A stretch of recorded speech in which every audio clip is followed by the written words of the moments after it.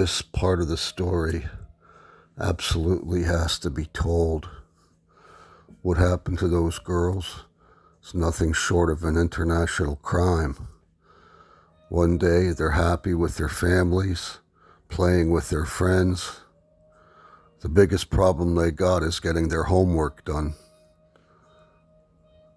Then all of a sudden, somebody grabs them. Hey, I'm in the car going to find a place to eat breakfast.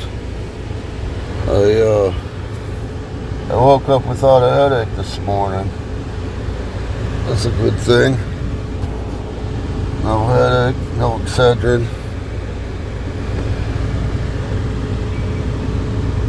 Nobody walking their dog out on the street. It's all good. Traffic should be easy on the highway, I'm thinking, hopefully. Yeah, the sun hasn't quite come up yet. Imagine when it does. I'd love to be home sleeping through all this, but I'm not. Hold on, I gotta buckle my seatbelt.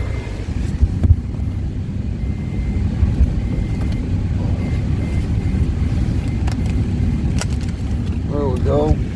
Buckled in. Still trying to finish up this little film I'm working on. It's 5 minutes long so far, and my films are kind of like the weather.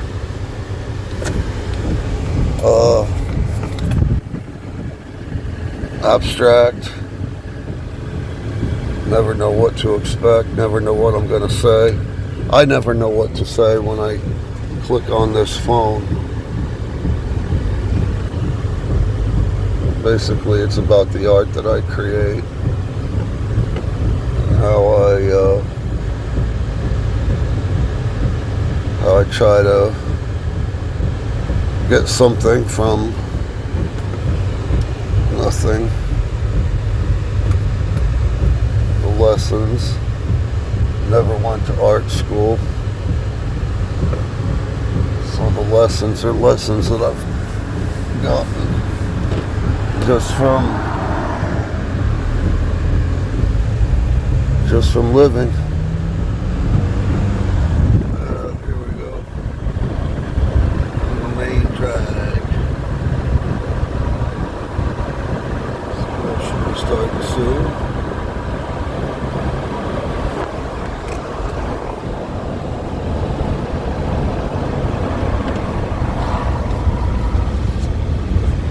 I ain't one of those people that can just talk and talk and talk like a lot of podcasters do. They seem to have a ability to just blab on.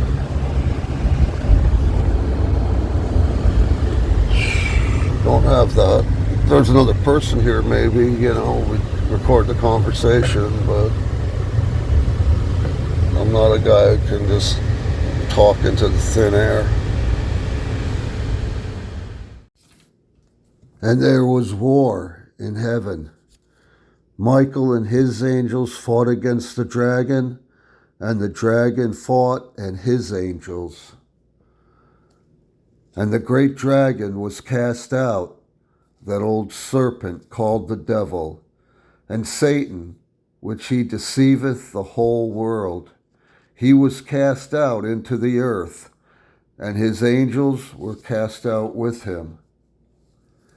Take heed that ye despise not one of these little ones, for I say unto you that in heaven their angels do always behold the face of my Father, which is in heaven.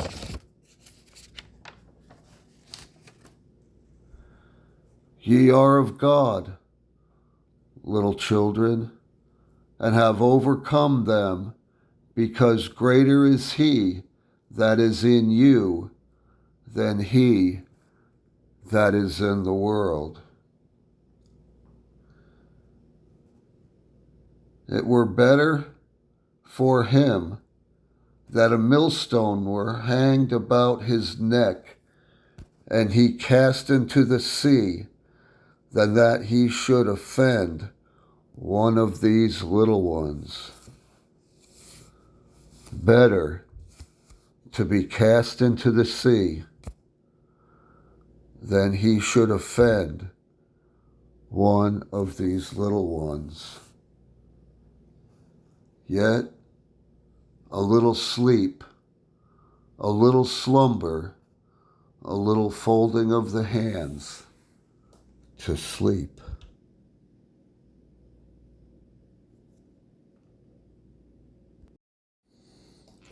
The devil will lead you into temptation,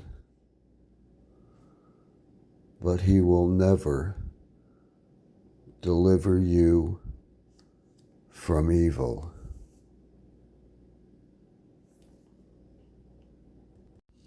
She stood beside a gravestone and said to me, "Come closer." I noticed the earth was dug up around the gravestone. She smiled and said, "I am going home." This is what it's like to go to hell.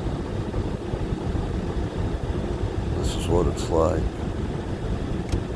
when you commit a crime that you're really not cut out for.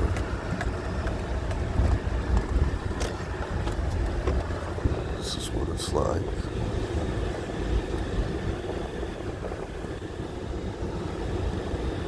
When you're nothing more than a ghost.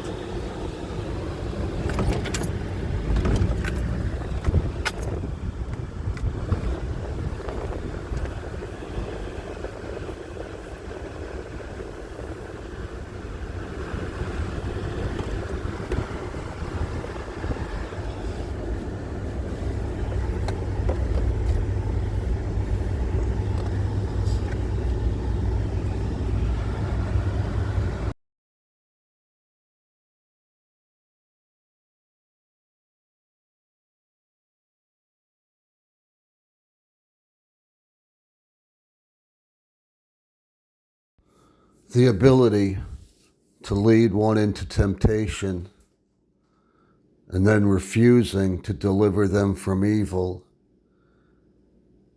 is what the devil's all about. That's what he does.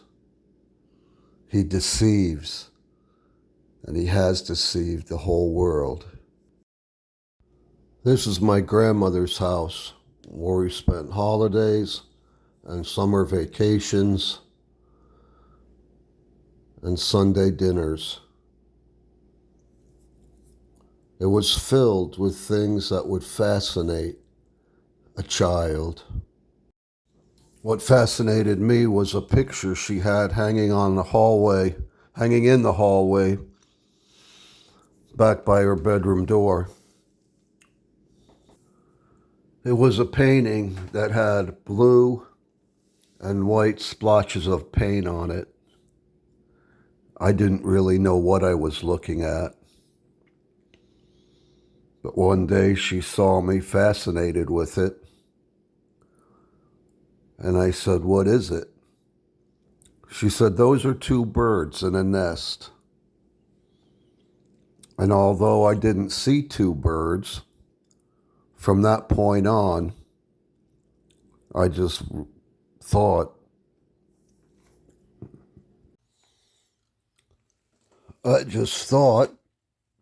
I was looking at two birds in a nest. Why? Because Grandma said so. And Grandma always told the truth. At least that's what my 7-year-old mind concluded. As I got a little older and kept looking at it, I still not could stand face to face with the painting. I was too short. But I thought, that must be modern art. I'd heard about modern art from, I don't know where I heard about it, my teachers, my mom. That was modern art. And in modern art, two birds in a nest didn't have to look like two birds in a nest. They could look like splotches of paint. But to this day,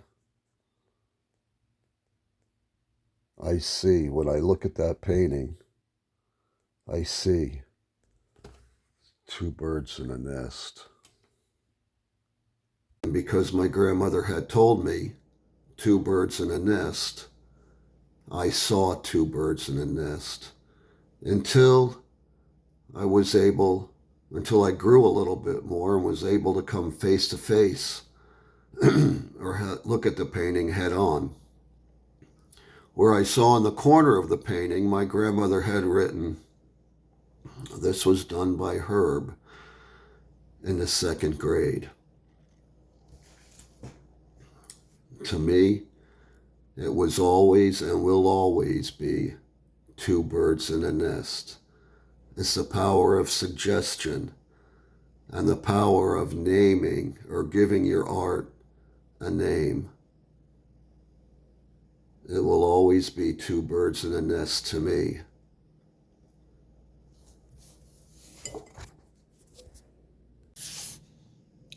I may have been the first kid in my class to take a piece of paper and color it entirely black, but I certainly wasn't the first artist to do that. In 1915, a Russian artist whose name is Casimir Malevich painted the black square. In the 1980s, Agnes Martin experimented with all black paintings.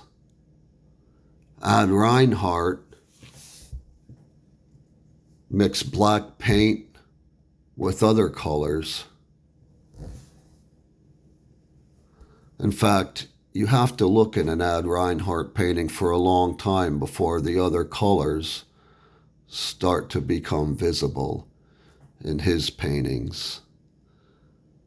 There was Robert Rauschenberg, also in 1951, and a French painter by the name of Pierre Soliges, all experimented with black paintings. I wasn't the first, but these people came long before I did.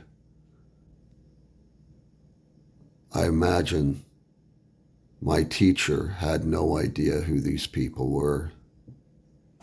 I had no idea who they were. My mother told me. She looked them up before hanging my all-black painting or my all-black coloring project on the refrigerator door.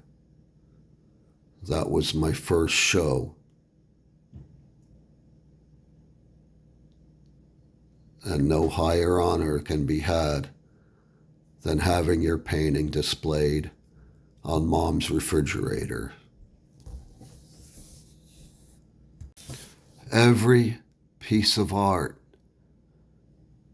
every invention, every child born into this world, they all deserve a name. Even if that name is fog, invented on the spur of the moment by a 5-year-old who colored his entire paper black. Fog. His wandering thoughts led him to a door in a wall not there yesterday. He opened the door and stepped into darkness, a blackness. After his eyes adjusted to the absence of light, I saw all the art I couldn't create, all the thoughts he refused to ponder. Villy looked into darkness and saw every suppressed thought, unkind impulse, and temptation. These were the thoughts he kept locked away in his criminal mind. I looked into darkness and saw paintings I wasn't allowed to create. They had been created by others. The real evil that is visited upon the victims of human trafficking is that the trafficker tries to hide their identity, to take away their name, to make believe they don't exist. Makes them harder to find. And the world does nothing.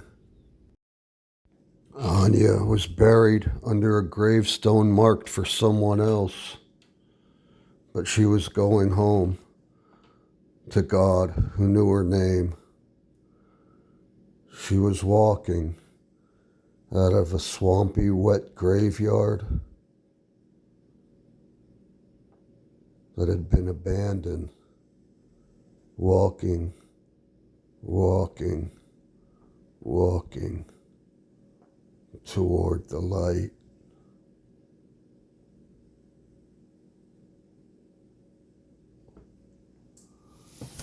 I had no idea what may have happened to the other girls, Anya's companions, her friends.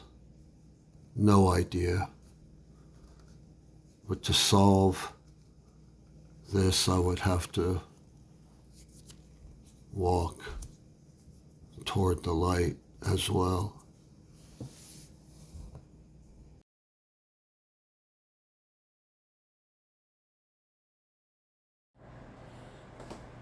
Yeah, I'm eating dinner. What's up? No, I haven't talked to him in, I don't know, 3 weeks, something like that. No, I figure he's just doing his thing, whatever his thing is. Yeah. No. Okay. What are you trying to tell me? What?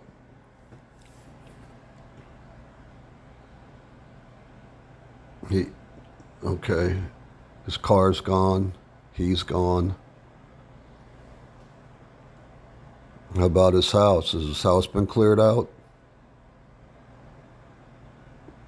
No. Well, I went over to the cabin, and that was completely cleared out. I don't know why. Felt kind of weird inside. All right, well, keep me posted. Thanks, bye.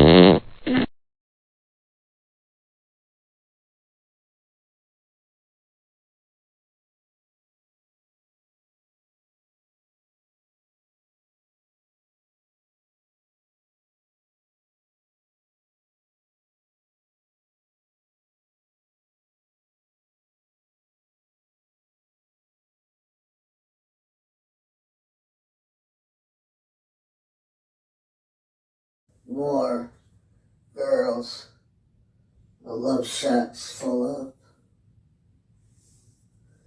He gives them names. Splendor.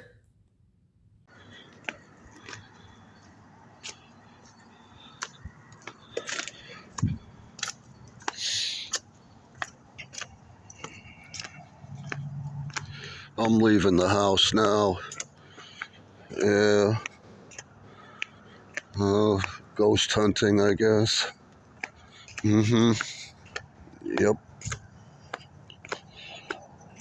No.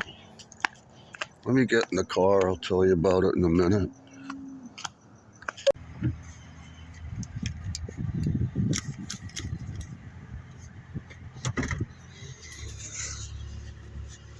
Yeah, so I hooked up online with this genealogist. Yeah, she works. She's been working with some people down here in Florida, although she doesn't live here. Yeah, she's got kind of a unique style. She first thing she does is gets you with one of these like 23andMe companies. They do DNA. Yeah, and then when she's got that, she's got an idea where to look, depending on where your DNA goes to. But here's the thing. She's been working with a group of guys from one of the prisons down here. Yeah, they got interested in looking back into their family trees and stuff like that. And hold on, I gotta put on the heat.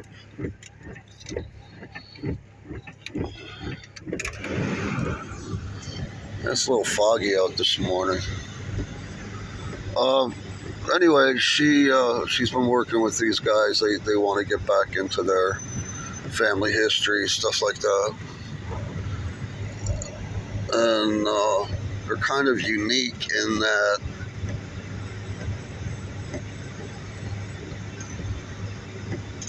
they're the only guys left. The reason they're in jail is because they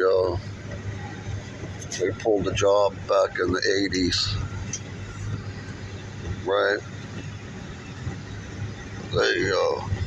They ripped off a drug dealer. There was, I don't know, I think 4, 5, 6 of them maybe in this group that decided to do this. And after the heist was over, 4 of them just disappeared. They believe these people are dead. They've been gone now since the mid to late 80s. All right.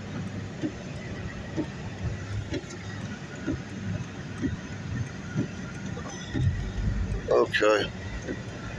She wants to find, well, these 3 guys in this state prison down here want to find some proof that they're gone. Yeah, they're looking for their ghosts. That's why I said ghost hunting, right?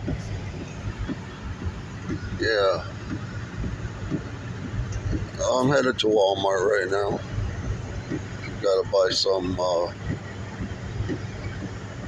batteries for my glucose meter.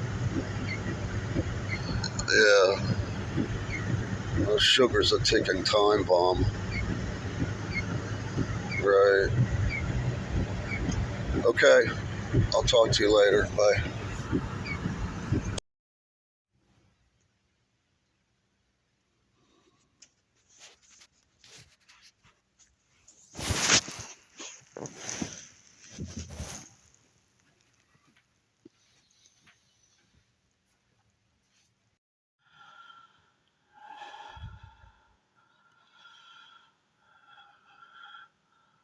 way to start the day.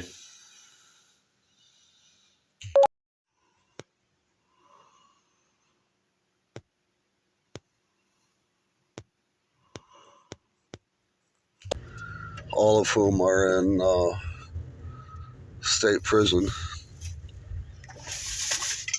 Yep. They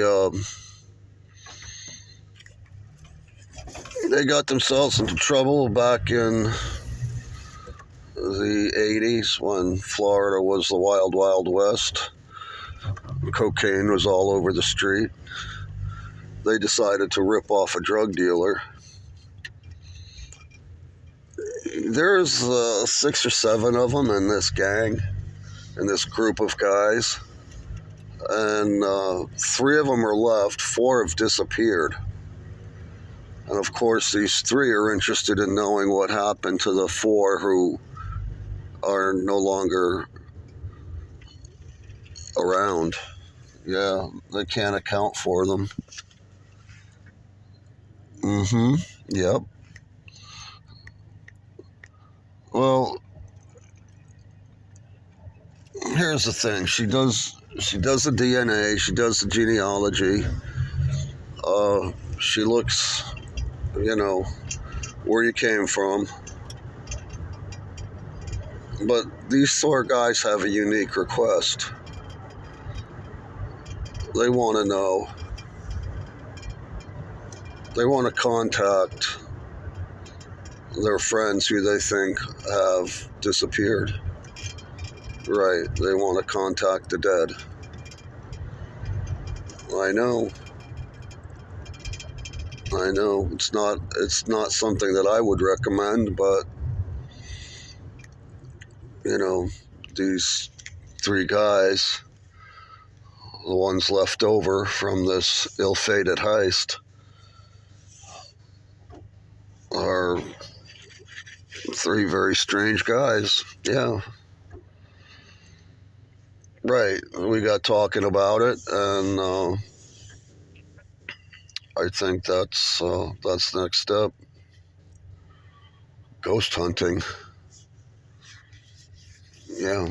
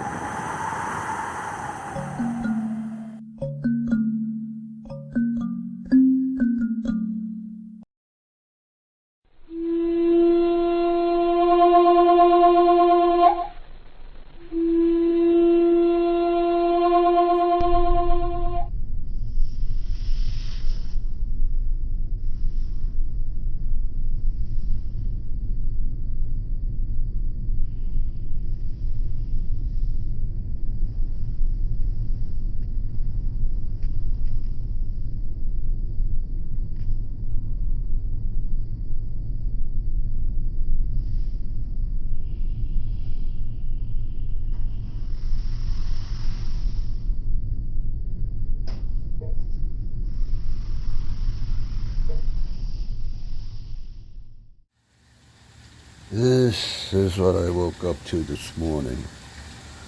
Rain pouring in through my porch windows. Flooding. That kind of made me think a little bit about the dream I had last night. There was water involved in that dream. There was water involved in the deaths of the co-conspirators. Yeah, water. Somehow I knew they were dead, and I knew water had something to do with it. Didn't know how, but these men were in the water somewhere. They drowned, they'd been dumped, met with an accident. Have no idea. Ever since we did this job, I haven't been sleeping well. I've been scared to death at night. That's what happens when you take a job you're not cut out for.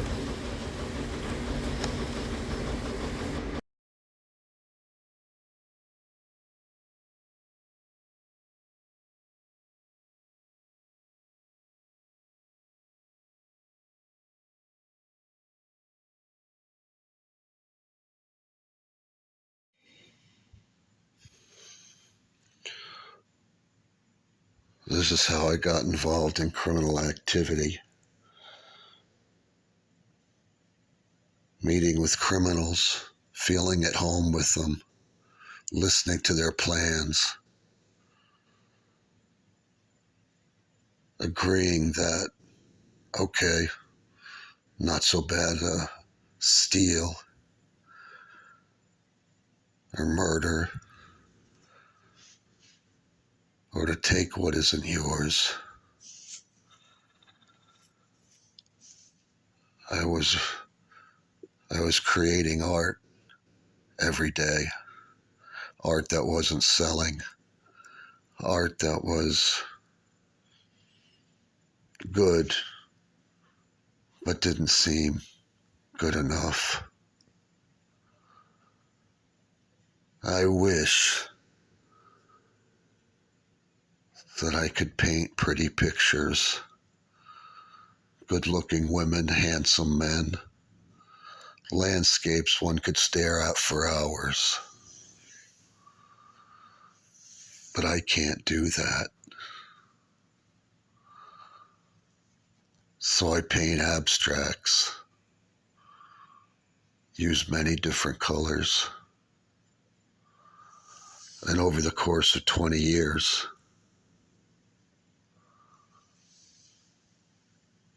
I've learned to love what's grotesque, what I can draw, what I can present to someone, things that don't sell. So when Millie made me an offer to be part of a group that was going to get very, very rich for one night of work, I was stupid enough to go along with it. That's why I'm here today, running. Who knows where it's going to stop?